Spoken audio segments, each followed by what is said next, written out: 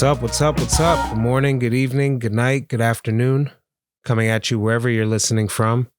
Shout out to our Spotify listeners, Apple Podcasts, Audible. If you're listening in from Amazon Music, Samsung, Podchaser, GeoSavant, Deezer, Google Podcasts, Stitcher. Thank you for listening in. And YouTube, thanks for giving me a reason to get dressed today. Coming live from my voice to your phone, your computer, your headphones, TV, car stereo, smartwatch, Bluetooth speaker. You could have been anywhere in the world, but you're here right now. Take a moment to be present and recognize that it is now, right now. Whether you're working, running, exercising, cleaning, laying down, flying, driving, we're here, baby. I'm grateful to be alive. This is I Will Not Lose podcast. Let's jump right in. All right. So what can we learn from the massive failures this week? Well, what's trending in the news right now? You got Kyrie, you got Facebook revenue decline. Well, really all social media declining in revenue. So going to have to see what that means. Facebook just laid off 11,000 people at the time of recording this, maybe within the last week or so. So this is coming from the Associated Press. Barbara Ortwe. Facebook parent Meta on Wednesday reported that its revenue declined for a second consecutive quarter, hurt by falling advertising sales as it faces competition from TikTok's wildly popular video app. The quarter's weak results raised fresh questions about whether Meta's plan to spend $10 billion with a B a year on the metaverse, a concept that doesn't quite exist yet and probably never will, is prudent while its main source of revenue is faltering. It's from the Associated Press. You can go read the full article there, but this means they have to adapt and change. Great challengers, great contenders, great champions. They don't stick with what works in the beginning. It's a constant growth, a constant change. So Meta, formerly Facebook, we've seen them kind of innovate or buy an Instagram or steal a Snapchat when something else is popular. So I can't say we've seen them innovate a ton. Hopefully Metaverse was supposed to be that new thing that was different. But I mean, social media, if you think about MySpace and what existed before Facebook and Twitter, those were two of the really big ones. And it's kind of still seems to be the wild, wild west a decade or 15 years later. So what kind of thing do they have to adapt? So Facebook's main revenue is selling your data and pushing advertisement to you. You don't pay a subscription fee. You don't pay a membership fee to own your Facebook profile. There's nothing like that. So if you have to think, the way that they make money is by you, when you accept all those terms, when you say, yes, you can share my location, you can share what I like, you can share what I post, the political views that I have, you're giving all that data to Facebook and they're allowed to sell it. So we'll kind of dig into that, whether or not that's great or whether or not that's bad, but Facebook has got to find another revenue stream besides just the ads. So what is the whole idea of spending $10 billion and the billions of dollars that have been spent in the metaverse? What is the metaverse? What is Zuck trying to do? So essentially, if you've seen a Ready Player One, a metaverse is something that you completely immerse yourself in through a VR headset or something along the lines, or goggles or glasses that changes the world around you. And it would essentially be a world, and you can dress as an avatar. You could be a horse, a unicorn, whatever you want to do. That's kind of the social media. There's things like this that exist now. I can't name any. I don't play any. I don't have a VR headset, but I have tried, and it's pretty cool. There's some potential there, but people have been playing simulation games for years on end just through a computer screen. If Meta becomes a thing, not only would they control all that data and be able to advertise to you in the metaverse, and this isn't the metaverse is super scary, it's never going to happen. There's some really cool things in it. It can bring some people together if the vision is sought out. I just don't know if people will buy in time. But all of the messaging, Facebook owns WhatsApp. It's a huge messaging platform in the world, and it's encrypted. It's not like they're sitting there reading your messages, but they know who's messaging where from what device. It's definitely valuable data. By them controlling all of that, there is no like, I have a green bubble, you have a blue bubble. Everybody would have Facebook's color bubble, whatever it is. So being the only metaverse with no competitors, the only place that you can go for this sort of social media, it gives essentially Mark Zuckerberg the stranglehold on that entire tech world. So the messaging, the data, the ads, and this would solve a huge problem like him being able to. So the problem Zuck's running into now is if you have an Apple iPhone and Apple's best interest is your privacy and securing your data, they're going to have a button that says stop this app from sending data. That's the worst fear for Facebook because now they can't sell that. So by being able to not be stopped by Google or Facebook or Apple, I'm sorry, not Facebook, Apple or any of the larger competitors, it's a huge revenue stream. So it makes sense why he's dropping the tens of billions of dollars on trying to do it. Well, I don't want to say it makes sense. We're going to have to see in hindsight whether this man's vision is completely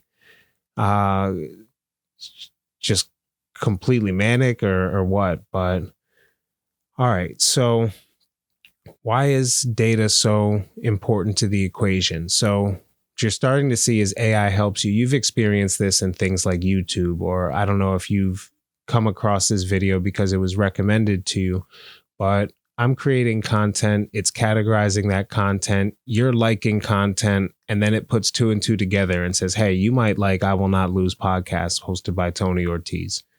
If you do like the similar type of videos and nobody else is using your account, you're going to see recommended videos that are things that you like. When you watch a video, the next video after that is going to go well. When you see ads that come up, they're going to be relevant to you. They're not going to be trying to sell you diapers if you have no kids, etc. So is it a terrible world to have the world customized to you? No, not really. If you're a TikTok user, you see the algorithms using your data on your For You page. Reddit has the homepage where you kind of customize it and say, this is the content that I want to see. Now, what's terrible about that is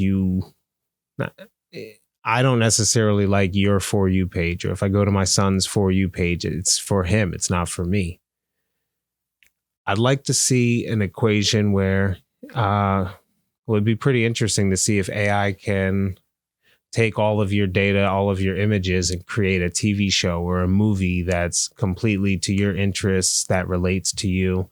We're seeing more and more in the form of like DALL-E and Midjourney, where you can input a command and AI comes back and says, hey, here's a 3 monkeys dancing around a fire wearing birthday hats, and the AI knows what all those inputs are and draws it. Just do a quick Google search. It's not quite mainstream yet. I don't worry that my career as a graphic designer is over because AI took it, but it's curious to see where it's going and how all this data can be crunched by AI machines and stuff. So this begs the question, when you're learning from failure, is it better to improve upon the failures of somebody else? The goal of this podcast is not to lay out a whole bunch of failures so that somebody can avoid all of them. It's really just to train your mentality into thinking that, okay, there is a success in just about everything that we see. So you take a Facebook, which wasn't the first social media, improved upon like a MySpace. My younger listeners won't remember MySpace, or they probably only heard of it, but don't remember it at its infancy stage. But, there's nothing that lets you customize your code in Facebook and different things that MySpace had. So it innovated on different areas of the social media. If you remember, MySpace had like a top 5. I think they adopted favorites in Instagram, but it's not like a public thing. I mean, that was a big deal. If you weren't in somebody's top 5 and you were in their top 5, I mean, that was like the early version of blocking people. It was great. But Yeah, it created the illusion that it was your space. You could create it, you could do it, but you don't own the data. And so it's curious to see as the internet evolves, are people going to be pushing towards having their own .coms as cookies go away? Are we going to see people focusing more on owning and creating their own data and creating value behind that? That's definitely the goal. Should be the goal with your business or even with this podcast. I have plans to kind of capture the data and be able to monetize it in a different way. So what kind of innovations, what kind of failures and innovations do we see? So Twitter, purchased by Elon Musk in this whole debacle this year, they had the brilliant idea to charge $8 for a verification logo. So some might say this is a brilliant move by Elon Musk to monetize a platform whose revenue was declining and he's going to make his money back. Let me tell you what happened. The trolls took over. So I'm not going to pull it up. Somebody had sent me, but people were buying the verification Elon Musk and posting political things against his views, and people without reading underneath saying that it was not Elon Musk. They just see the verification and the name. People were imitating sportscasters, saying that coaches were fired, players were traded, and as a place that's supposed to be quick information, is completely short-sighted on Twitter's end. It's a laugh, but we'll see what they end up doing. Not sure how they're going to innovate. One of the great things about Twitter as a platform was its character limit and forcing people to be concise and creative in the way that they posted and how they shortened links. And it was its own way to communicate. Still great for news, still a very fast way to get video or text out there, but not sure what the future of it. I'm not a Twitter user. I have a handle, but I might have some stuff that posts to there, but I don't actively post to Twitter or surf Twitter. I'm not on Facebook. I am on Messenger, so people can still message me on Facebook, but I don't find a value in scrolling there at all. Maybe once every 4 weeks, I'll scroll through TikTok. I think it's great to understand this stuff. And being that I do paid advertising, it's part of my career to be on top of social. But as a personal consumer of it, I really just kind of put content out and don't take a few in. But that's just my opinion. There's still plenty of people who love Twitter and want to see it do something. Kanye's still in the news. You can go back and check. I did a deep dive on kind of his behavior, what it means for everyone, what we can learn for it. So you can go back and check out that episode. It's called Be Impeccable with Your Words, Kanye. You can check that out. I'm not going to go a ton into it, but on the topic of social media, he did purchase Parler. So I'm curious to see what happens. I mean, it's a massive undertaking. Don't know if he actually has a vision or if this is just another billionaire flex. I mean, it's amazing. You see these billionaires, they, one gets a yacht, they all get a yacht. One gets a spaceship, this guy gets a bigger spaceship. So now I guess the new flex is buying social media platforms or creating their own. So I wouldn't be surprised if Amazon takes a stab at something just to own the market share in it. Amazon's involved in a lot of stuff that people don't even know, gaming, and they want to touch like every industry. I mean, the buyout for Twitch was insane. And there's people who don't even know what Twitch is. Twitch is a streaming platform similar to YouTube, but a lot of live video. So it's not so much content that's put up, it's live video, and streamers have massive amounts of people following them and donating for them to continue to create content. So it's insane. But putting content out, putting words out there, whether it be a tweet, whether it be a video, long form podcast, I mean, you run the risk. People can take any little clip of something that I said, and if you don't break down the full speech, it's broken down. People can clip just a little bit. So you have to understand the power of words. You have to realize what you're taking out there and what you're putting out there. And it's tough. I think about it all the time when I'm going through my show notes, and I think, what am I going to be speaking about? What's going on? What can we learn this week? And continuing the experiment. I hate to call this an experiment, but this really is let's see if we can be consistent. Let's see if we can keep spinning it and shape our mentality. And it's therapeutic for myself. It's a reminder. They say the teacher becomes the student. So as much as I keep promoting all this stuff, trust me, I'm sitting there on my own and I'm like, wow, I cannot lose. How can I learn from this? So hopefully you guys all jump on that and let me know how we go. So on the power of words, who else messed up this week? So Kyrie Irving,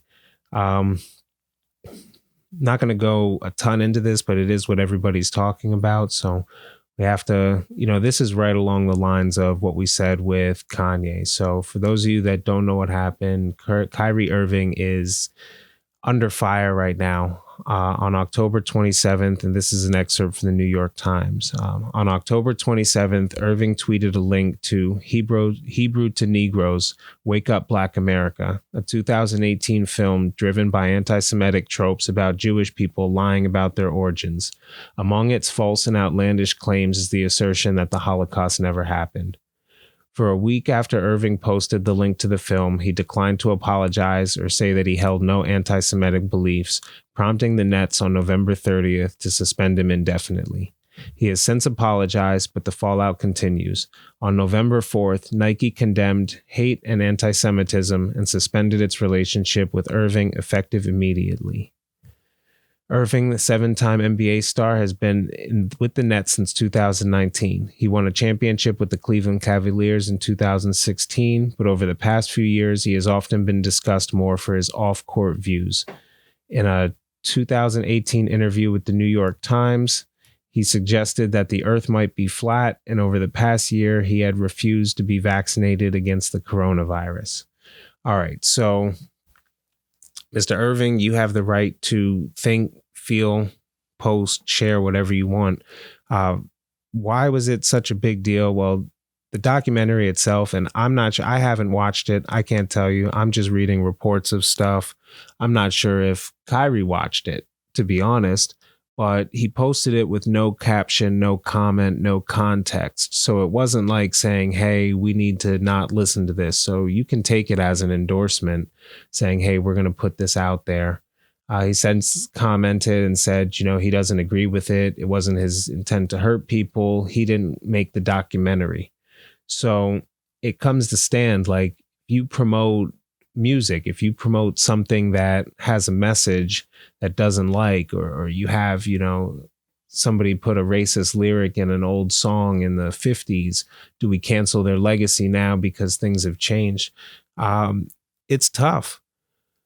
When you look at the fact that Nike and everybody has these powers. So what are the sentiments? People are sitting here in response, people to the Kanye backlash, the Kyrie Irving, they're still saying, see, Jews control the media. They're able to go and swing this power and do this. So what is actually happening? Are they protecting the interest of something that we've been taught to always prevent, this anti-Semitism? Is it something that we can come together as a group and take action against?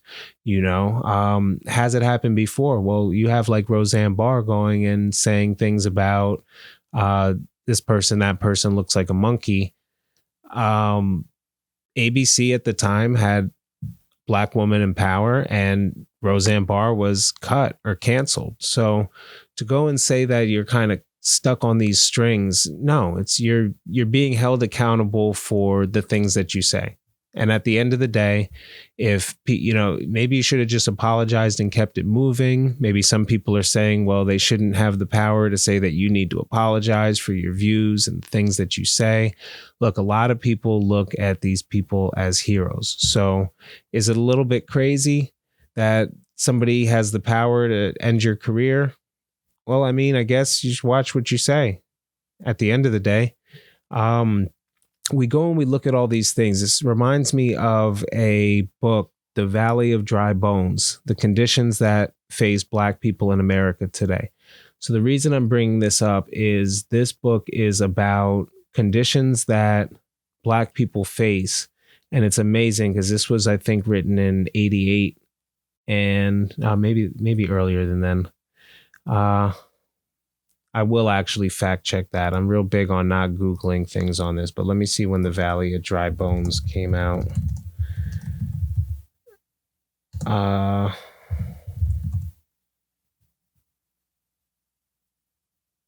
It's bringing up the, this is why I didn't want to get into this. Anyway, book came out a long time ago and we're still facing a lot of the same problems. So rather than say, oh, it's messed up that Jews control the media and that they're able to cancel this, why not say, all right, well, what can we do to put things in power to protect the best interests of our people? You know, they mention things in Valley of Dry Bones, like you always have a Chinatown and the price of tomatoes is cheaper in Chinatown. Why? Because all of the vendors get together, bulk their order, get a lower wholesale cost, and then pass that on to the consumer. There's nothing stopping having a Black Chamber of Commerce or saying things. Now, it's touchy when you go and you say this, and if somebody clips this area, it could absolutely sound like I'm a separatist. It could absolutely sound like I'm well, actually, I don't know if you could spin it, and you could spin anything, but people could say I'm a Black supremacist. Absolutely not the case. But when you go and you see things that other communities are doing, passing dollars between themselves, educating themselves financially, just having somebody in your family that's financially literate that can go and tell you what to do with generational wealth and not be in a position where you can't trust anybody and you don't know what to do. You know, this is a real problem. Shout out to the guys. They were bringing it up on Flagrant 2, or Flagrant, it's called now, Schultz and Akash. Shout out to those guys, but they brought up a really good point about that. So what do we do? Do we get angry at, I don't know, I guess everything is taking sides, but I just go back to, and I have it on record, and I said it with Kanye, it's really just a matter of protecting and letting our children know why this sort of rhetoric is dangerous, what it has led to, what it could lead to. But I am putting a staple in that. I've beat the dead horse way too many times on it. So we've talked about billionaire flexes. We've gone over the buyout, whether or not it's better to improve on an old system or create your own. I mean, if you think about it, Snapchat created its own system and Snapchat still exists, but you've got Reels, you've got TikTok, you've got, TikTok is structured a little different, but that whole portrait style video, that's the wave. That's what Reels is stealing. That's in Instagram. If you don't think that Instagram is favoring towards Reels, go and post something and post the similar message through your Reels. I've had posts that have gotten 2 likes. I've posted a reel of something similar and people have come up to me in the street saying, hey, I saw you doing that. I saw you doing this. Their algorithm is absolutely favoring towards Reels. So, Facebook Meta didn't go and say, okay, well, we're going to create this portrait format. They said, man, everybody's on this Snapchat thing. So let's go ahead and buy those up and let's go from there. As a creative, I'll go on record saying this. I don't think anything is original. I think every creative thing, even if you sat there, drew it yourself, didn't look at anything, you've referenced something, your brain has saw something, so you know what a giraffe looks like, so you're able to draw it, and somebody else's brain did something similar. So, the difference is that you have the connection, you have the ability to put it out there and see all the other iterations that other people did. You're not tied behind telegrams and things like this. Brilliant Idiots podcast, he brought up something I thought was really interesting, but they said, completely drew a blank. I'm not even going to edit that out. I'm human. Things happen. I do have show notes, but I try not to stick completely to them. This is not a monologue kind of go, and there's a topic I want to dive a little bit better on, I'll kind of go into that. But just want to kind of put some notes out there for the future, for people who may have been laid off from Facebook. This feels a whole lot like 2008, where you have a lot of major companies. I mean, prior to 2008, layoffs were not a common thing. They were not a common thing. So since then, a lot of people have fallen back. And being a creative entrepreneur, I've helped a ton of people create logos. I still create logos on a regular basis for people starting businesses or rebranding their business that exists. And you see a big uptick of it whenever there's a recession announced. Right around 2008, I started the business and had a plenty of opportunity. So if you are getting laid off, if you haven't been laid off before, if you've never lost a job and you're working at Meta, I just want to tell you the future is yours. You still have your talents. You learned some great things. Think of it like a relationship. Don't hate your ex. Be thankful for the time that you had, the person that you grew through them. So don't be mad at your company. Move on. You really can't lose. You've got what everybody understands is a layoff. So it's not like you were fired from your job. You'll have a gap on your resume. If you stay in tech, there's other tech companies that may not be hiring right now, but you also have the ability to start your own software and say something like former Facebook developer, create software. The world's really yours. So best of luck to you. It's a great time for entrepreneurialism. And if it wasn't post-COVID or pre-COVID, it definitely is post-COVID. There is a ton of opportunity. There's distribution. There's Cash App, Venmo, Zelle. I mean, when I started business in 2009, it was hard to get money to you. And it's not great to wait for a paper check, wait for your bank to clear it, and not be in a position that you have to pay the instant money and pay the fee in order to have your own money. Having a great cash flow and being able to accept payments through Cash App, even though PayPal was a thing, for some reason, people are just used to using the Cash App. I don't know if it's the big green thing. And no, I'm not sponsored by Cash App, Venmo, PayPal, Twitter, Instagram, any of these things that I shouted out. I'm still growing. No sponsorships just yet. I can tell you, as a note to myself, I do want to go deeper. I had thought of making the podcast less frequent because you just run into, okay, here's what happened throughout the week. Here's some notes. Here's how I want to pull this. And I am going out on a limb. I knew I would do this with the concept of the show and finding things and focusing on failures. It's worked out for over a month so far. If you've been listening in every episode so far, shout out to you, man. You're my power users, and I'm going to work my best to create this show, something that you want to tune into every week. My goal is to not post a show late, but you know what? Sometimes it happens. I'm currently recording this on the drop date, so a little bit late this week, but hey, we're going to have this grow into something. I'm continuing to have a ton of fun.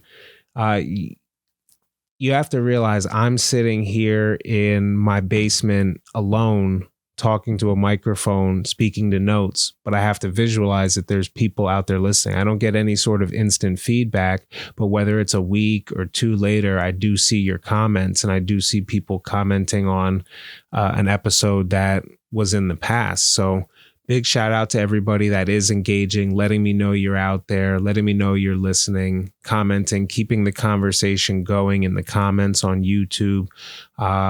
Thank you very much. I want to shoot this out to my future self. I will have 25,000 followers in 2024. I want to tell myself that this wasn't a dumb idea. People do appreciate the work that I put in. So if we're a little bit late, if we're on time, if the consistency is there, it's a marathon, not a sprint. Keep going, Tony. And know that this is out there. It's recorded forever. I'm a human. I'm growing. My views may change.